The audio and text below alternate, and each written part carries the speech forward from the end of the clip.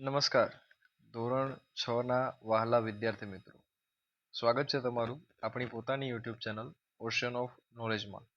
આજે આપણે ત્રિમાસિક પરીક્ષા અંતર્ગત પ્રશ્ન બેંક વિષય સામાજિક વિજ્ઞાન, જેમાં પ્રથમ સત્ર એટલે કે એકમ 1, 2 અને 4 સોલ્વ કરવાના છીએ. વર્ષ 2026-27. તો ચાલો સમય ન બગાડતા ફટાફટ શરૂ કરીએ.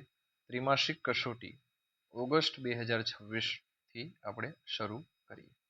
ચાલો આગળ વધીએ મિત્રો.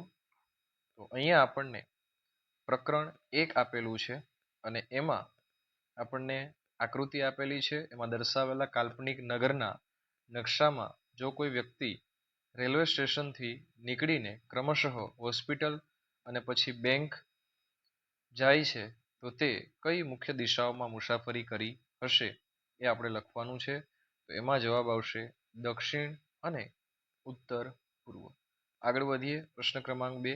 જો નકશાનું પ્રમાણ માપ 1 સેન્ટીમીટર બરાબર 500 મીટર હોય અને નકશા પર શાળા અને બજાર વચ્ચેનું અંતર 4 સેન્ટીમીટર હોય તો વાસ્તવિક જમીન પર તમારે કેટલા કિલોમીટર ચાલવું પડશે? એટલે અહીંયા 4 સેન્ટીમીટર આપેલા છે એટલે 4 ગુણ્યા 500 એવું આપણે કરીએ તો 2000 બરાબર. એનો મતલબ થાય કે 2 કિલોમીટર, 2000 મીટર એટલે કે 2 કિલોમીટર જવાબ આવશે. આ મીટરમાં છે, આપણે જવાબ કિલોમીટરમાં માંગેલો છે. ચાલો આગળ વધીએ.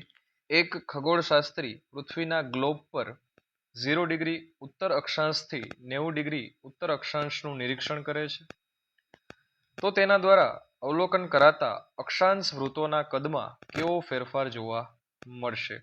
તો અક્ષાંશ વૃત્તોનું કદ છે એ સતત ઘટશે. ત્યારબાદ પ્રશ્ન ક્રમાંક 4 પર આગળ વધીએ. જો તમે નકશો બનાવી રહ્યા છો તો તમારે ચર્ચ બતાવવું હોય તો તમે નીચેનામાંથી કઈ રૂઢ સંજ્ઞાઓનો ઉપયોગ કરશો?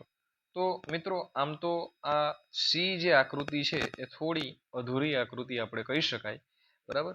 કારણ કે અહીંયા ઉપર ક્રોસ આપી દઈએ તો પછી આ પણ જવાબ આવે એટલે આ પણ જવાબ બની શકે, સી અને ડી, બરાબર. પણ અત્યારે આપણે ડી ને સિલેક્ટ કરીએ છીએ. ચાલો આગળ વધીએ. પ્રશ્ન ક્રમાંક 5 તરફ. જો લંડનમાં 0 ડિગ્રી રેખાંશ બપોરના 12 વાગ્યા હોય તો 45 ડિગ્રી પૂર્વ રેખાંશ પર આવેલા શહેરમાં સ્થાનિક સમય શું હશે? તો એ હશે કે આપણને 45 ડિગ્રી આપેલું છે અને એને ગુણ્યા આપણે 4 કરવાના થાય, બરાબર. 4 મિનિટ એવું કરવાનું. 4 એટલે શું છે? ખરેખર 4 મિનિટ છે, બરાબર. તો એ બરાબર આપણને મળશે 180 મિનિટ બરાબર 3 કલાક આગળ આપણે જવાનું થાય. એનો મતલબ થાય કે જવાબ આવશે બપોરના 3 કલાક. ચાલો આગળ વધીએ. એક વિમાન આંતરરાષ્ટ્રીય દિનાંતર રેખા 180 ડિગ્રી રેખાંશની પૂર્વ તરફથી પશ્ચિમ તરફ ઓળંગે છે તો પાયલોટે તારીખ અને વારમાં શો ફેરફાર કરવો પડશે? તો એની અંદર એને 1 દિવસ છે એ ઉમેરવો પડશે. ચાલો આગળ વધીએ મિત્રો. ક્વેશ્ચન નંબર 7 પર. આપેલ આકૃતિ મુજબ પ્રાચીન ભારતના નકશામાં વિશ્લેષણ પરથી જણાવો કે કયું પ્રાચીન શહેર ઉજ્જૈનની મુખ્ય મધ્ય રેખા 75.8 ડિગ્રી પૂર્વ રેખાંશની સૌથી નજીક આવેલું શહેર છે? ઓપ્શન આપણને આપેલા છે તો એમાં જવાબ આવશે એ રોહતક આવશે. અહીંયા થોડી લખવામાં પણ ભૂલ છે. એક જ મિનિટ, રોહતક આવશે જવાબ. રોહતક, રોહિતક નહીં આવે, રોહતક આવશે, બરાબર. ચાલો ખૂબ સરસ. હવે આપણે 8મા પ્રશ્ન તરફ આગળ વધીએ. તો ભારતીય પ્રમાણ સમય ઇન્ડિયન સ્ટાન્ડર્ડાઇઝ ટાઈમ જે છે ગ્રીનિચ મીન ટાઈમ કરતાં 5 કલાક અને 30 મિનિટ આગળ છે. આ ગણતરી ભારતની કઈ પ્રમાણભૂત સમયરેખાના આધારે નક્કી કરવામાં આવી છે?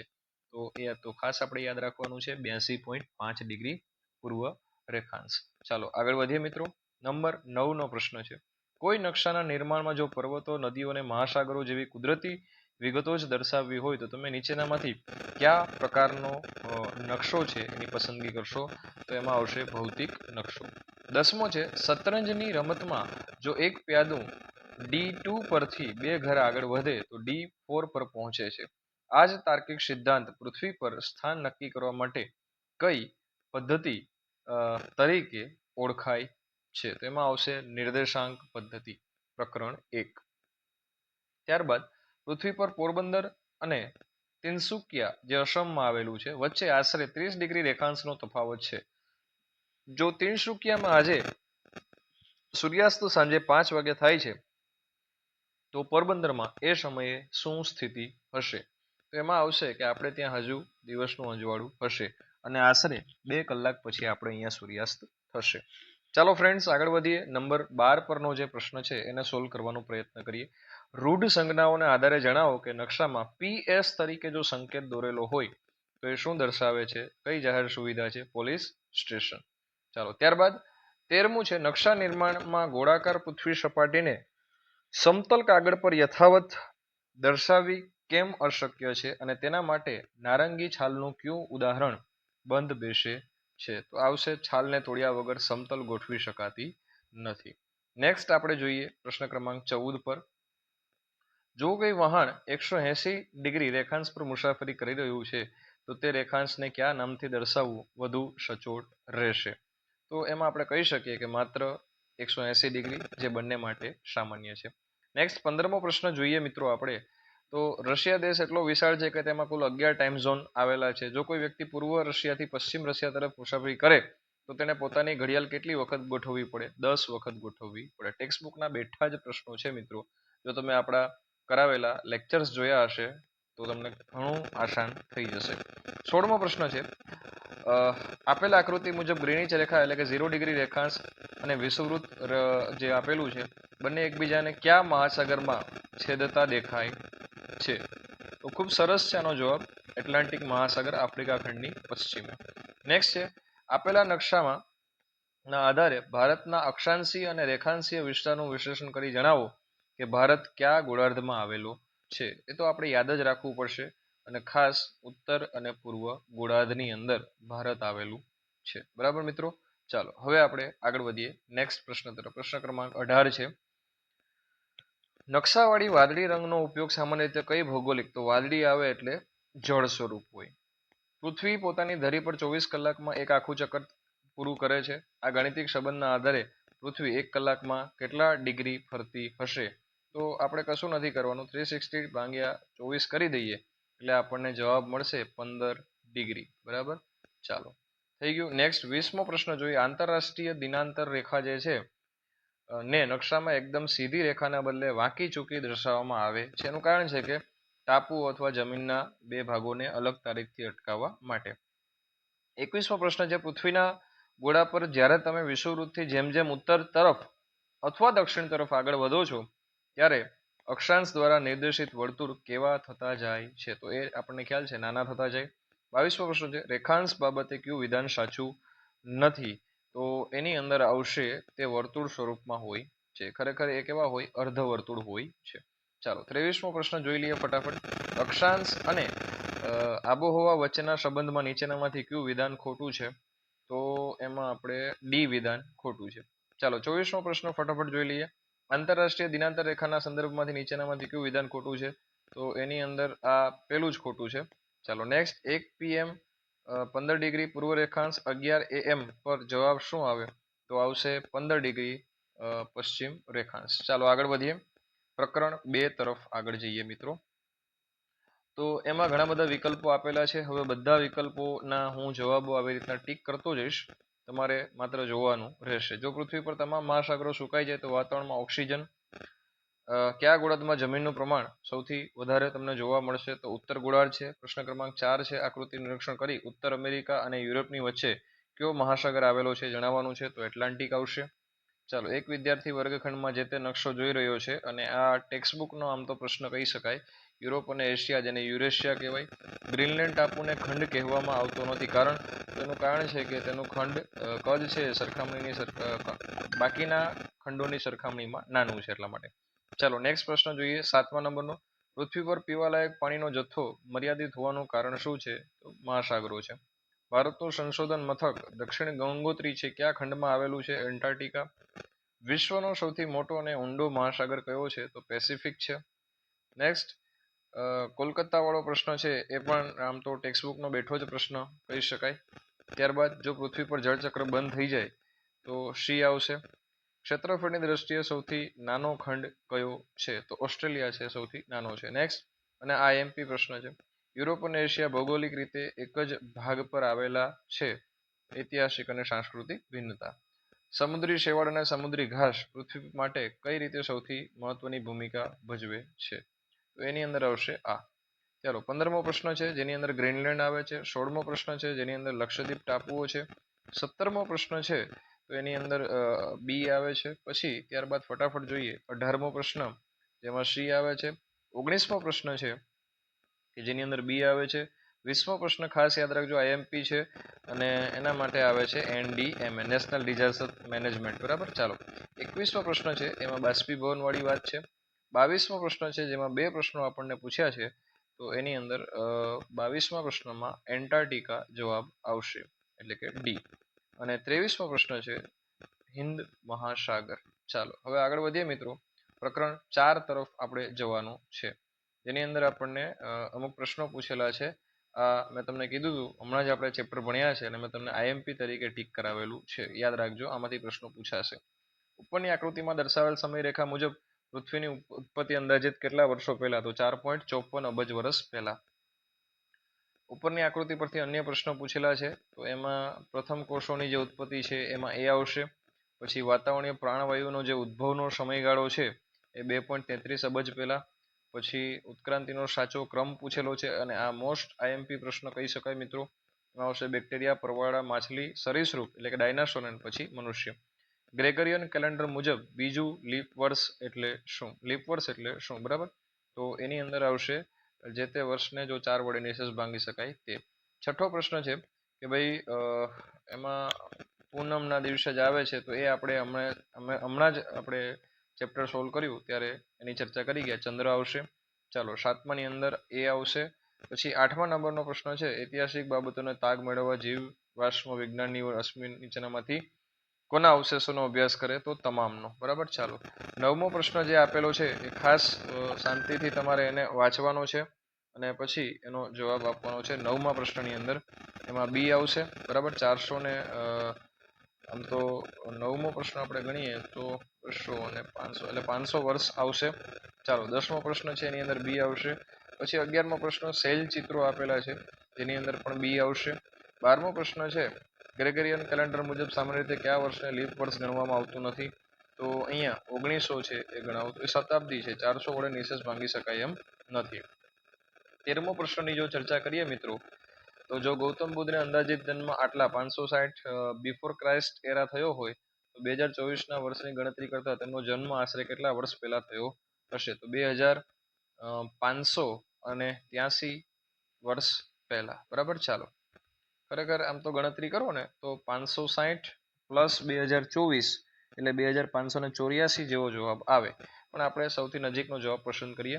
14મો પ્રશ્ન છે ગ્રેગરિયન કેલેન્ડરમાં 2 વર્ષો, એક બિફોર ક્રાઇસ્ટ એરા અને એક ક્રાઇસ્ટ એરા વચ્ચે કેટલો વર્ષનો અંતર કે તફાવત હોય છે? તો એની અંદર આપણને ખ્યાલ છે કે 1 વર્ષનો જ તફાવત હોય છે. બરાબર, કારણ કે વર્ષ ક્યારેય 0 હોતું નથી. ચાલો, 15મો પ્રશ્ન છે એમાં બંને વર્ષોનો સરવાળો કરી તેમાંથી એક બાદ કરવો. 16મો પ્રશ્ન છે એમાં 300 આવશે. ચાલો, 17મો પ્રશ્ન છે 1 સહસ્ત્રાબ્દી એટલે 1000 વર્ષ જેવો સમયગાળો થાય. બરાબર. ચાલો, એનાથી આગળ વધી 18મો પ્રશ્ન છે નીચે આપેલા ચિત્રના આધારે સ્પષ્ટીકરણ આપો કે ભગવાન. આ ટેક્સ્ટબુકનો બેઠો પ્રશ્ન છે, આમાં કોઈ ખાસ એવું બધું ગણતરી કરવાની નથી. તેમ છતાં ગણતરી કરવી હોય તો જવાબ આવશે 2559. બરાબર. ચાલો, નેક્સ્ટ આગળ વધીએ. 19મો પ્રશ્ન છે માનવ સમાજ અને સંસ્કૃતિનો સૌથી પ્રાચીન કાળ અત્યાર સુધીનો અભ્યાસ કરનાર એટલે કોણ? તો એના જવાબમાં આવશે નૃવંશ શાસ્ત્રી એ. ચાલો, 20મો પ્રશ્ન છે જેમાં આવશે એ સિક્કા અને પુરાતત્વીય સ્ત્રોત. 21મા પ્રશ્નની અંદર આવશે મિત્રો બી. 22મા પ્રશ્નની અંદર આવશે એ તથા 23મા પ્રશ્નની અંદર આવશે સી.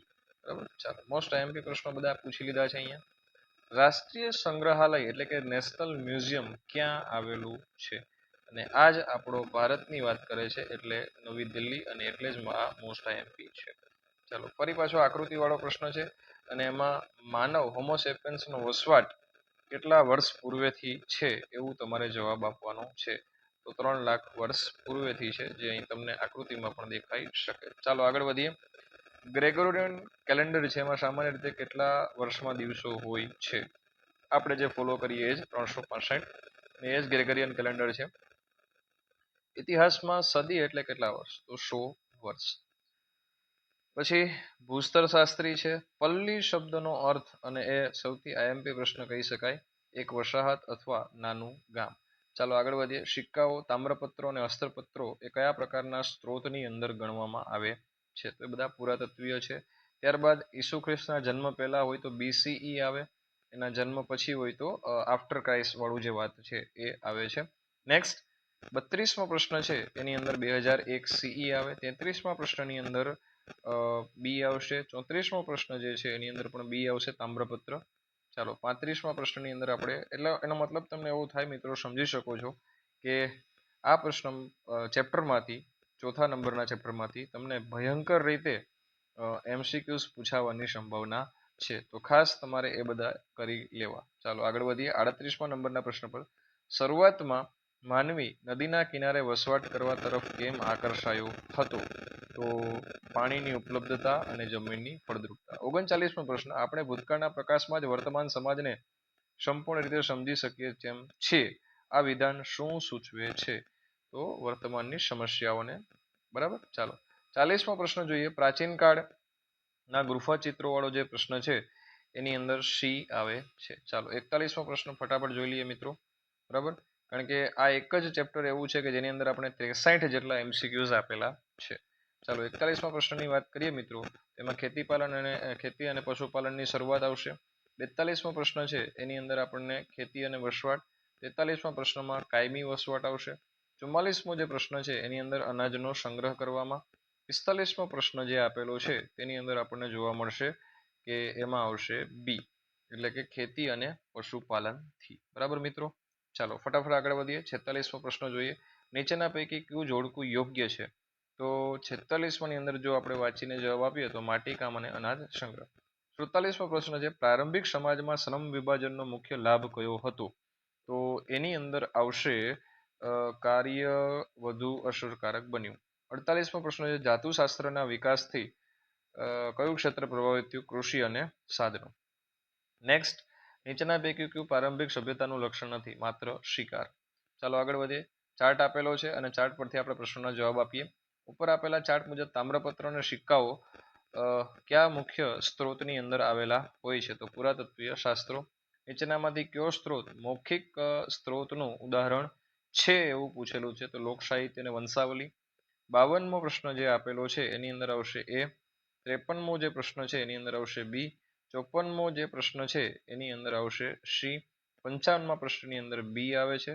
ચાલો ફટાફટ આગળ વધીએ અને 56મા પ્રશ્નની શરૂઆત કરીએ તો એની અંદર પણ એ આવશે. ચાલો ફટાફટ. પ્રારંભિક માનવનું પરિવાર બનાવીને રહેવાનું મુખ્ય કારણ શું હોઈ શકે છે? તો સુરક્ષા અને સહકાર હોઈ શકે છે. નીચેની ઘટનાને યોગ્ય ક્રમમાં તમારે ગોઠવવાના છે. ધાતુનો ઉપયોગ, ખેતીની શરૂઆત, શિકારી જીવન અને નગરોની રચના. તો સૌ પ્રથમ આવશે 3 શિકારી જીવન. તો 3 પહેલા હોય એવા 2 ઓપ્શન છે. ત્યારબાદ આવશે ધાતુનો ઉપયોગ, એટલે આ જવાબ આપણો બનશે. બરાબર. ચાલો, ના, ધાતુનો ઉપયોગ એને પ્રથમ નહોતો કર્યો, ત્યાં સુધી સોરી, ખેતીની શરૂઆત આવશે ત્યારબાદ. ઓકે. ચાલો 59મા પ્રશ્નની શરૂઆત કરીએ મિત્રો. જો તમે પ્રારંભિક યુગમાં જીવતા હોય તો સ્થાયી વસવાટ માટે કઈ જગ્યા તમારે પસંદ કરવી જોઈએ? નદીના કિનારા. 60મો પ્રશ્ન છે એમાં મોટા સમુદાય બન્યા. 61મા પ્રશ્નની જો વાત કરવામાં આવે મિત્રો તો એની અંદર બી. 62ની અંદર પણ બી અને 63મો જે પ્રશ્ન છે એની અંદર એ. અહીંયા આપણે આપણો લેક્ચર પૂર્ણ કરીએ છીએ મિત્રો. મળીશું આપણે આપણા નેક્સ્ટ લેક્ચરની અંદર. હજુ આનો પાર્ટ 2 બાકી છે. નમસ્કાર ધોરણ 6ના વહાલા વિદ્યાર્થી મિત્રો, સ્વાગત છે તમારું આપણી પોતાની યુટ્યુબ ચેનલ ઓશિયન ઓફ નોલેજમાં. આજે આપણે ફરીથી ધોરણ 6ની જે પ્રશ્ન બેંક છે 2026-27ના વર્ષની પ્રથમ સત્ર માટેની ત્રિમાસિક પરીક્ષા અંતર્ગત એની શરૂઆત કરીએ. આજે આપણે શરૂ કરવા જઈ રહ્યા છીએ આપણો પાર્ટ 2. આપણે ઓલરેડી પાર્ટ 1 જોઈ ગયા છે.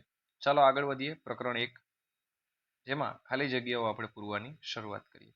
નકશા પર દોરેલી લંબાઈ અને જમીન પરની વાસ્તવિક લંબાઈ વચ્ચેના ગુણોત્તરને શું કહે છે? તો એને સ્કેલ એટલે કે પ્રમાણ માપ કહેવાય. પ્રમાણ માપ. ચાલો બીજો પ્રશ્ન આપણને પૂછ્યો છે, પૃથ્વીના ગોળા પર વિષુવવૃત્તથી ઉત્તરે કે દક્ષિણે આવેલા કોઈ પણ સ્થળના કોણીય અંતરને શું કહેવાય?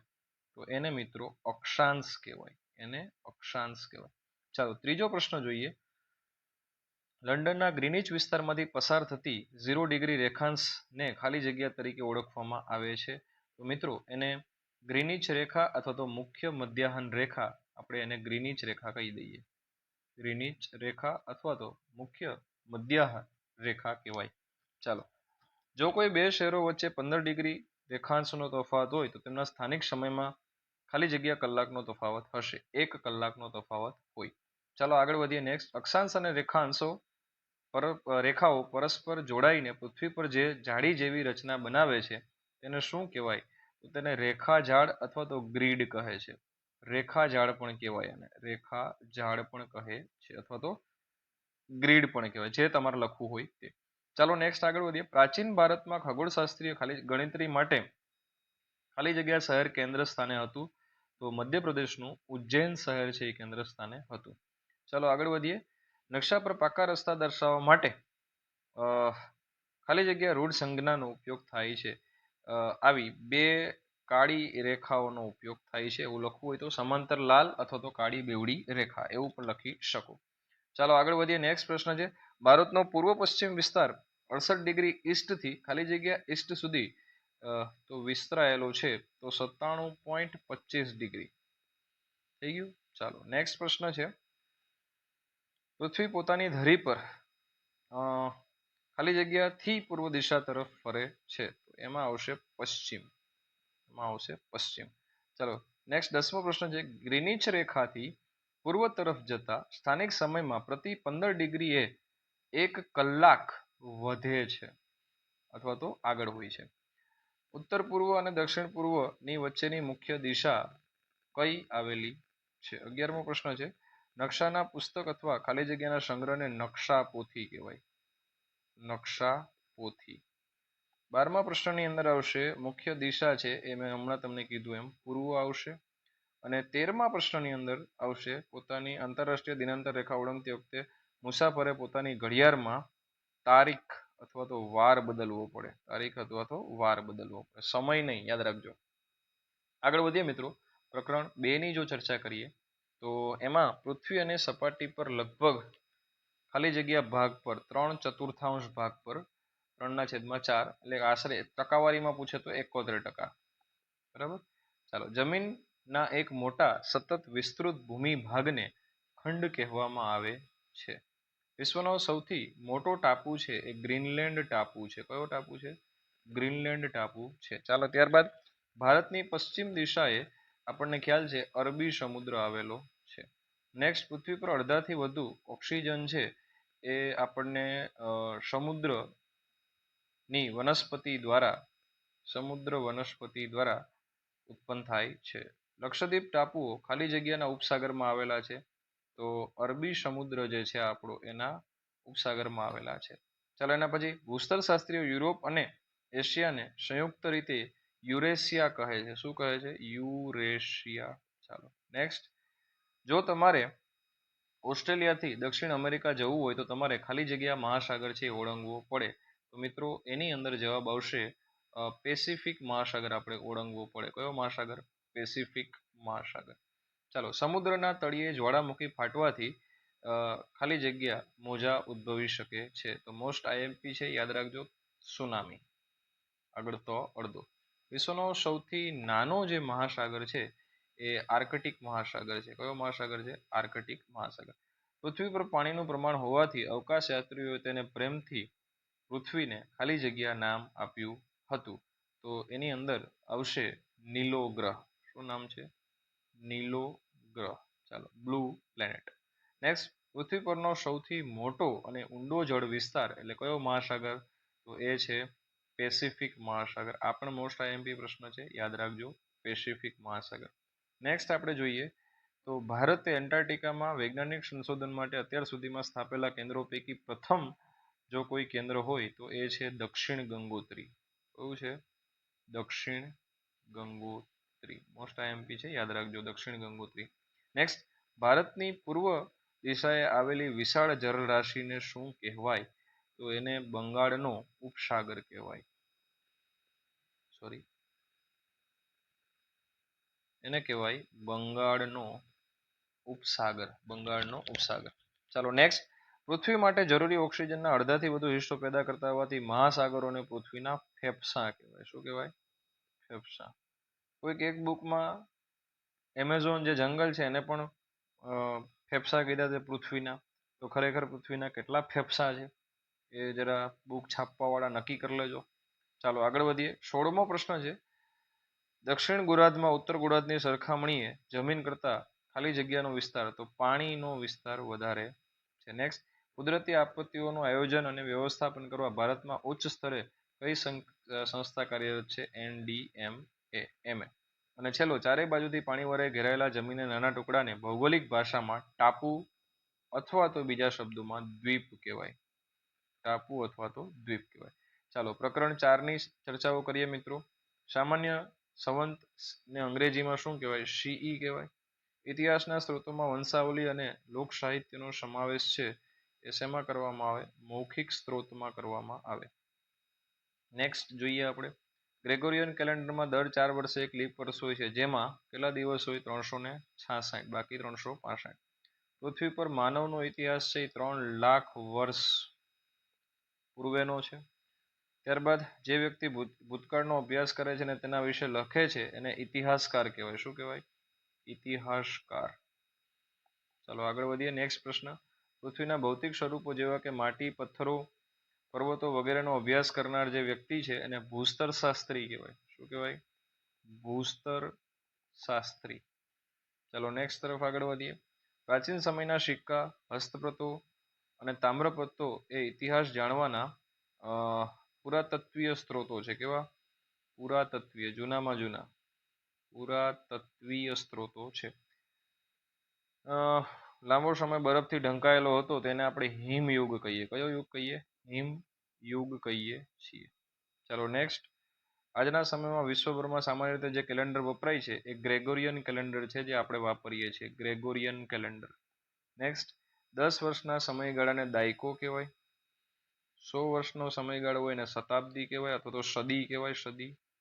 ચાલો નેક્સ્ટ, પંચાંગ એ ખગોળીય વિગતોના કોઠા ધરાવતું પુસ્તક છે જે મુખ્યત્વે સૂર્ય અને ચંદ્રની ખગોળીય સ્થિતિ પર આધાર રાખે છે. 13મા પ્રશ્ન છે એની અંદર ગુફાઓ આવે છે, ગુફાઓમાં રહેતા એ લોકો. અને 14મો પ્રશ્ન છે એ આઈએમપી છે અને એને નૃવંશ શાસ્ત્રી કહેવાય. નૃવંશ શાસ્ત્રી. ચાલો 14મો પ્રશ્ન ફટાફટ આગળ વધારીએ. 15મા પ્રશ્નમાં પુરાતત્વવિદ જવાબ આવશે. પુરાતત્વવિદ. સમયરેખા પર ઈસુ ખ્રિસ્તના જન્મ પહેલાના સમયને અંગ્રેજીમાં શું લખાય છે? BCE, બિફોર ક્રાઇસ્ટ એરા. ચાલો નેક્સ્ટ 17મો પ્રશ્ન છે, સ્થાયી વસવાટ પછી લોકો માટીમાંથી શું બનાવતા હતા? વાસણો બનાવતા હતા અથવા તો કોઠીઓ બનાવતા હતા. એવું લખશો તોય ચાલશે, વાસણો. ગામોનો વિકાસ સાથે લોકોમાં બાર્ટર પદ્ધતિ અથવા તો સાટા પદ્ધતિ, આપણે ટેક્સ્ટબુક એને સાટા પદ્ધતિ લખે છે એટલે આપણે સાટા લખીશું, સાટા પદ્ધતિ, અથવા એને ઇંગ્લિશમાં બાર્ટર પણ કહેવાય, બાર્ટર પદ્ધતિ. ચાલો, વધતી વસ્તી અને વસાહતોને કારણે સમાજમાં શ્રમનું વિભાજન વિકસ્યું. શ્રમ એટલે કામ. 20મો પ્રશ્ન છે, પ્રારંભિક સભ્યતાઓનો વિકાસ મુખ્યત્વે ખાલી જગ્યાના કિનારે થયો હતો. નદીના કિનારે. સમુદ્રના નહીં, કોના? નદીઓના કિનારે, નદીના કિનારે. જો ખેતીનો ઉદ્ભવ ન થયો તો માનવ આજે પણ મુખ્યત્વે કયું જીવન જીવતો હોત? ભટકતું અથવા તો શિકારી જીવન જીવતો હોત. ચાલો આગળ વધીએ. નેક્સ્ટ, ઇતિહાસના અભ્યાસ માટે મળતા માટીના વાસણો, સિક્કાઓ અને અવશેષો ખાલી જગ્યા સ્ત્રોતોના ઉદાહરણ છે. તો એ આપણે લખી શકીએ પુરાતત્વીય. કોના? પુરાતત્વીય. નેક્સ્ટ, પ્રારંભિક માનવથી સભ્ય સમાજ સુધીની યાત્રા દર્શાવે છે કે નવી શોધો અને વિચારો. તો નવી શોધો અથવા તો તકનીક પણ લખી શકો. શું જવાબ લખી શકાય? તકનીક પણ, ટેકનોલોજી. ચાલો, અહીંયા આવશે ડાબી ત્યારબાદ સહસ્ત્ર શતાબ્દી એટલે કુલ 1000 વર્ષનો સમયગાળો, અને અંતમાં આવશે એક. એક. ચાલો હવે આપણે ફટાફટ આગળ વધીએ મિત્રો. જોડકા જોડવાના છે, બરાબર. ચાલો તો વિષુવવૃત્ત એટલે સી આવે, ગ્રીનિચ રેખા એટલે ડી આવે, ત્યારબાદ ઉત્તર ધ્રુવ એટલે 90 ડિગ્રી અને વધ્યું એ. બરાબર. ચાલો આગળ વધીએ નેક્સ્ટ તરફ. 15 ડિગ્રી એટલે કેટલો સમય થાય? તો 15 ડિગ્રી એટલે બપોરના 1 વાગે. 30 ડિગ્રી એટલે કેટલો સમય થાય? તો સવારના 10 વાગે. 15 ડિગ્રી પશ્ચિમ એટલે શું થાય? માફ કરજો, અહીંયા થોડી મિસ્ટેક હોય એવું મને લાગે છે. Just a second, 1 minute. ફર્સ્ટમાં સી. ઓકે ચાલો ડન, આ બરાબર છે. બીજું જોઈએ. 15 ડિગ્રી એટલે કેટલો સમય થાય? તો 15 ડિગ્રી એટલે બપોરના 1 વાગે, એ બરાબર છે. 30 ડિગ્રી એટલે કેટલો સમય થાય? તો એ બપોરના 2 વાગે. ચાલો એના પછી 15 ડિગ્રી પશ્ચિમ એટલે એમાં ડી આવશે, અને 30 ડિગ્રી જે છે એની અંદર સી આવશે. ચાલો ફટાફટ આગળ જોઈએ મિત્રો આપણે ફટાફટ. તો આમાં સી આવશે, અહીંયા ડી આવશે, અહીંયા જસ્ટ અ સેકન્ડ, અહીંયા એ આવશે, અને ત્યારબાદ બી આવશે. થઈ ગયું મિત્રો. ચાલો ત્યારબાદ અક્ષાંશ અને રેખાંશની જે ગ્રીડ છે એને આપણે એકબીજા સાથે જોડવાનો પ્રયત્ન કરીએ. તો જોડકા નંબર 3માં કંઈક સમથિંગ મિસ્ટેક દેખાઈ રહી છે. સી પછી ડી પછી જો અહીંયા મેં કીધું એક something, there is something mistake, sorry. અહીંયા એ આવશે અને અહીંયા બી આવશે. ચાલો આગળ વધીએ. જોડકા નંબર 3ની વાત કરો તો અહીંયા બી આવશે અને અહીંયા એ આવશે. ચાલો એના પછી નેક્સ્ટ જોડકું છે જોડકા નંબર 4. તો અહીંયા સી આવશે, અહીંયા ડી આવશે, અહીંયા એ આવશે, અહીંયા બી આવશે. ચાલો ફટાફટ જોડકા નંબર 5ની વાત કરીએ તો અહીંયા સી આવે, અહીંયા ડી આવે, અહીંયા એ આવે, અહીંયા બી આવશે. ચાલો પ્રકરણ 2ના જે આપણને જોડકા આપેલા છે એની વાત કરો તો અહીંયા બી આવશે, ત્યારબાદ સી આવશે, દેન ડી આવશે, દેન એ આવશે. ઓલરાઈટ ફ્રેન્ડ્સ, ચાલો હવે જોડકા નંબર 2 જો તમને ઉતાવળ લાગતી હોય તો હું સોલ્વ કરીને તમને જણાવી શકું છું. જેમ કે જોડકા નંબર 2ની વાત કરો તો પેસિફિક મહાસાગર પૃથ્વીનો સૌથી મોટો મહાસાગર છે. હિન્દ મહાસાગરની વાત કરો તો એ ત્રીજો સૌથી મોટો મહાસાગર છે. ત્યારબાદ આર્કટિક મહાસાગરની વાત કરો તો પૃથ્વી પરનો સૌથી નાનો છે. અને દક્ષિણ મહાસાગરની વાત કરો મિત્રો તો એ ચોથો સૌથી મોટો મહાસાગર છે. ચાલો એવી રીતના જોડકા 3ની અંદર સી એટલે કે સમુદ્રના તળિયે સૌથી મોટા, ત્યારબાદ એ, પછી બી અને દેન ડી.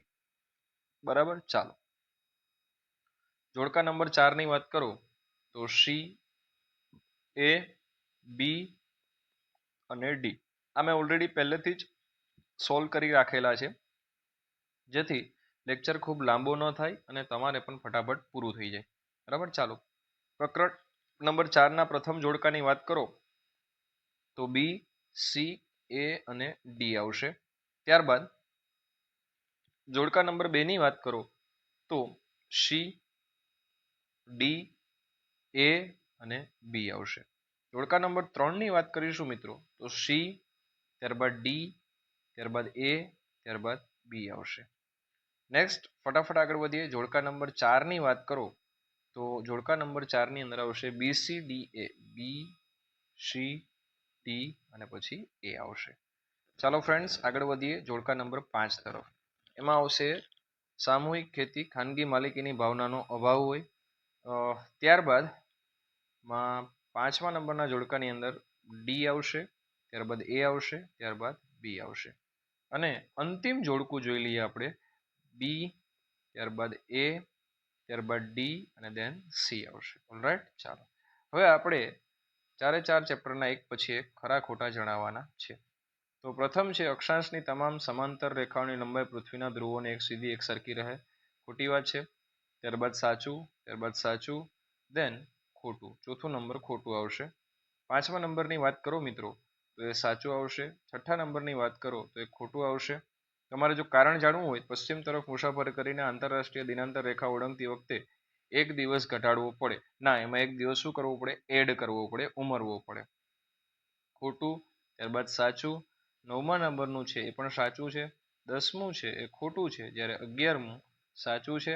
12મા નંબરની અંદર ખોટું, જેમ કે નકશાના 4 ઘટકો કયા? અંતર, દિશા, રૂઢ, સંજ્ઞા અને ગ્રીડ નહીં. અંતર, દિશા, રૂઢ, સંજ્ઞા આવશે. કયા? રૂઢ, સંજ્ઞા. ગ્રીડ તો આવતું જ નથી, બરાબર. અને 13મો નંબર છે એ પણ ખોટું છે. ચાલો હવે ફટાફટ પ્રકરણ નંબર 2ના ખરા ખોટા આપણે જોઈએ. તો પ્રથમ છે એ ખોટું છે. 3/4 આવશે, 1/4 નહીં આવે. ત્યારબાદ સાચું, પછી ખોટું અને ચોથા નંબરનું સાચું છે, બરાબર. ચાલો 5મો નંબર છે એ પણ બાકી છે, સોરી. 5મા નંબરમાં સાચું આવશે. 6ઠ્ઠો નંબર છે એ ખોટું છે. 7મો નંબર પણ ખોટો છે. નંબર 8 છે એ ખોટું છે. જ્યારે નંબર 9, 10 ની વાત કરીએ મિત્રો તો એ સાચા આપેલા છે. ત્યારબાદ નંબર 11 ની વાત કરશો મિત્રો તો એ ખોટું છે. જ્યારે નંબર 12 છે શેવાળ અને સમુદ્રી ઘાસ એ દરિયાઈ પ્રાણી સૃષ્ટિનો નહીં પણ વનસ્પતિ સૃષ્ટિનો ભાગ છે, એટલે ખોટું આવશે. 13મો નંબર જે છે એ સાચું છે. 14મો નંબર પણ સાચો છે. 15મા નંબરની વાત કરો તો ખોટું આવશે. એ બીજો ક્રમ નહીં આવે, પ્રથમ ક્રમ આવશે. ચાલો 16મું ખોટું, 17મું ખોટું અને 18મું જે છે એ સાચું છે. 19મો નંબર છે એ ખોટું છે. કેન્દ્રનું નામ મૈત્રી નથી, દક્ષિણ ગંગોત્રી છે. 20મો નંબર છે એ પણ ખોટું છે. 21મો નંબર મિત્રો ખોટું છે. 22મો નંબર છે એ પણ ખોટું છે. અને 5 રીંગો પૃથ્વીના 5 મહાસાગરોનું નહીં પણ 5 ખંડોનું પ્રતિનિધિત્વ કરે છે. ચાલો 23મો નંબર છે એ સાચું છે. જ્યારે 24મો નંબર ખોટું છે. અરબી સમુદ્ર એ ભારત દેશની પૂર્વ નહીં પશ્ચિમ દિશાએ આવે છે. આ સાચું છે અને આ પણ સાચું છે. ચાલો 24મા નંબરના ખરા ખોટા છે અને ફટાફટ મિત્રો જોઈ લઈએ એક વખત. એમાં ઘણા બધા ખરા ખોટા છે એટલા માટે, બરાબર, કારણ કે બધા વાંચવા શક્ય બનશે નહીં. પહેલું સાચું, બીજું સાચું, ત્રીજું ખોટું છે. ત્યારે ચોથા નંબરનું છે એ પણ ખોટું છે. જો હું કારણ આપી દઉં તો આ અભ્યાસ કરવાનો પુરાતત્વવિદ નહીં આવે, ભૂસ્તરશાસ્ત્રી આવશે. 5મો નંબર ખોટો છે. એની અંદર વર્ષોની સંખ્યા ઘટતી નથી, વધે છે, બરાબર. ચાલો 6ઠ્ઠું સાચું છે. 7મું પણ સાચું છે. ઇવન 8મું ખોટું છે, જ્યારે 9મું સાચું છે, બરાબર મિત્રો. ચાલો 10મો નંબર છે એ સાચો છે. 11મો નંબર સાચું. 12મો નંબર પણ સાચું થી લઈ અને હું તમને એવું કહી શકું કે 13, 14, 15, 16 અને 17 સુધી બધા જ જે છે એ સાચા છે. ચાલો આગળ વધીએ મિત્રો. તો 18મો નંબર, 19મો નંબર એ પણ સાચા છે. 20મો નંબર પણ સાચું છે. જ્યારે 21મો નંબર છે એ ખોટું છે. 22મો નંબર છે એ પણ ખોટું છે. 23મો નંબર સાચું. 24મો નંબર પણ સાચું છે મિત્રો. ચાલો ફટાફટ તમે પણ મારી જોડે ટીક કરી લેજો. 25મો નંબર જે છે એ સાચું છે. 26મો નંબર છે એ ખોટું છે. જ્યારે 27 નંબર સાચું છે. 28 નંબર ખોટું છે. 29 નંબર સાચું છે.